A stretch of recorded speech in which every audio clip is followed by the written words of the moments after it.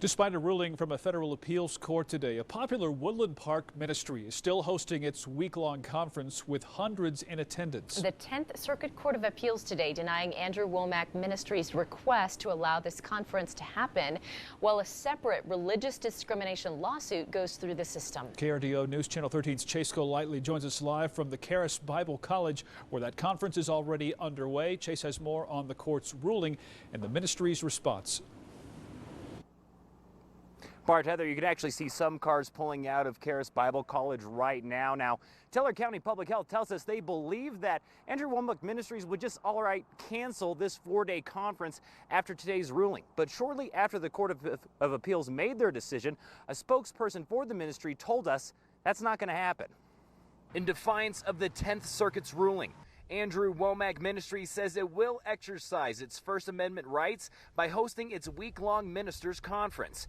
We saw dozens of cars line up outside the Charis Bible College for the first night of the conference, which is expected to host up to 1,000 people at times. What the appeals court denied Monday was not the larger lawsuit, which claims the state health orders are discriminating against the church's right to gather, but rather a temporary injunction seeking to allow this gathering and others while the lawsuit is settled.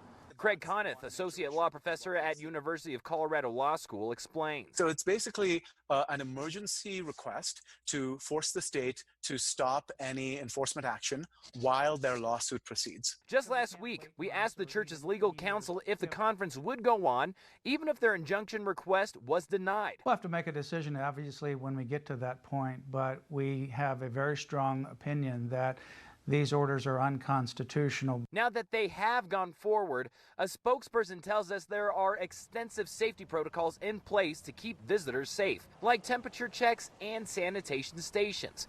But despite taking precautions during their last big Bible conference in June, 7 staff members and 15 attendees ended up contracting COVID-19. The Teller County Sheriff's Office tells us they will not enforce this statewide mandate. We also did reach out to officials at the Colorado Health Department to see if they will take any measures against Wommack Ministries, and we're still waiting to hear back from them. Reporting live in Woodland Park tonight, Chase Golightly, KRDO News Channel 13.